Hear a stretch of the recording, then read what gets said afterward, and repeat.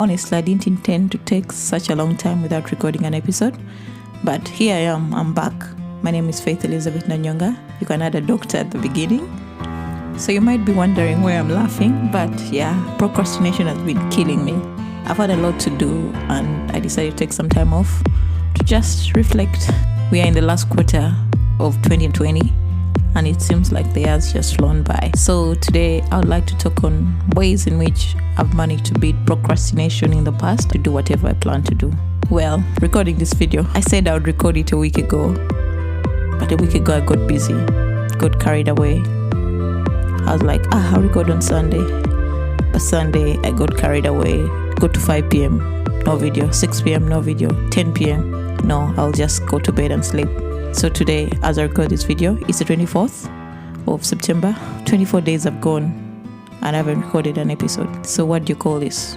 It's called procrastination. So I'm going to share with you ways in which I've been able to beat procrastination in the past and how I've come to terms of recording this video. That's the reason why I've been laughing, because I was trying to gather my thoughts, just thinking of ways I would phrase this part of the podcast.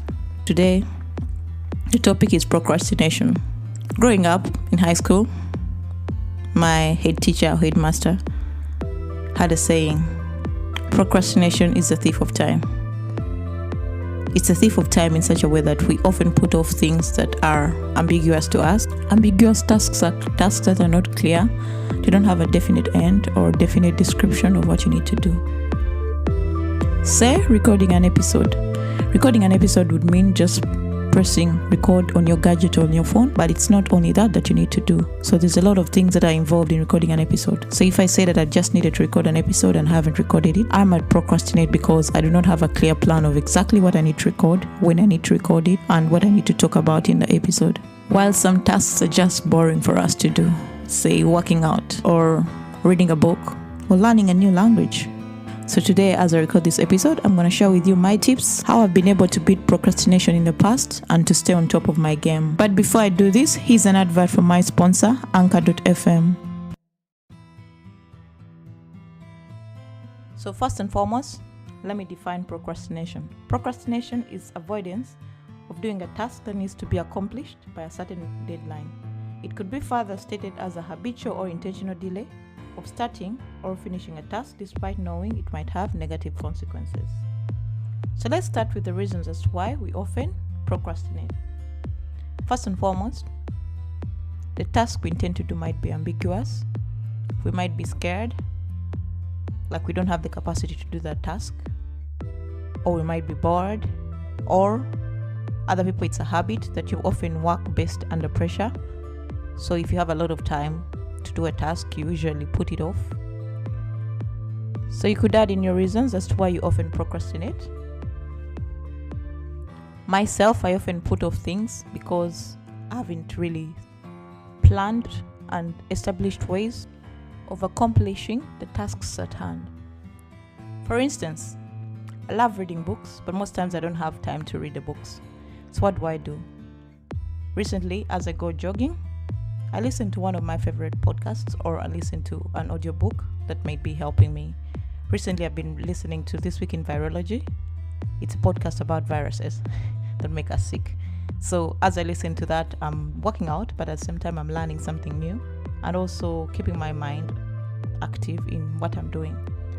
So I benefit. So I hit two birds with one stone, which is I'm exercising at the same time listening to podcasts about viruses. So the other thing I do, usually, I need to iron or fold my laundry. But what do? At the end of the day, I fold my laundry as I watch my favorite TV show on Netflix or catch up with a few YouTube videos. There I'm hitting two birds with one stone. So when it comes to exercise, many people ask me, so Faith, how do you find time to work out despite your busy schedule and everything that you have to do? The other thing I do, very early in the morning, before I start my day, I make sure I go for a run, say at 6 a.m. After I've run, I come back home and have my favorite breakfast, which could be pancakes or oats or anything that I like. So the other thing also I do, I find myself accountability partner. Obviously, it's been my spouse. He actually told me, please make sure today you record an episode. So I was like, okay, I'll do that. And that's what I've done, because I have someone else to push me a little bit more. And in moments when I don't have anyone to push me, I have friends that I can ask, like, oh, remind me to do a specific task that I said I'm supposed to do. And often they come through and they ask me, and I'm able to give them feedback, or they'll find that I've done what I was supposed to do. So in this case, I have myself an accountability partner, which could be my spouse, a friend. So the next thing I do is I design my own future plans. Say, if I don't want to be on social media, what I'll do, I'll put a social media limit or screen time limit on my phone. If I don't want to eat junk, I'll make sure that when I go grocery shopping, I won't buy the biscuits, the sugary things like lollies and cookies. I'll just buy the fruits, so that when I'm hungry and I'm looking for something to eat, I won't open my fridge and I'm like, oh, I have this cake, I need to eat it. Let me just eat it, I have it. No, I'll make sure that I stock only the things that I need to eat. Say, if I want to drink more water, what I do, I have a bottle just next to my desk or anywhere that I can see it. The other way also I stop procrastination is I like to put sticky notes everywhere. I have a sticky note on the TV stand. When I wake up in the morning, I'm like, oh, to-do list, go for a run, 45 minutes, to-do list, make lunch, to-do list, send this email, to-do list, apply for this job. So I've planned out the action, my future actions, in such a way that I don't even need to think so much. Like, I reduce the friction of starting by providing everything that I need. So I knew I needed to record this episode. What I did, I set up the table, put the mic, put my computer, and I was like, yeah, when I go to that room, what I'll have to do will be to record the episode. That way I've removed the friction of starting, because it's usually very hard to start anything because you're like, I don't have the energy of starting it today. So by planning my future actions, I'm able to know what I'll do the next day, or kind of direct my actions and do the right thing.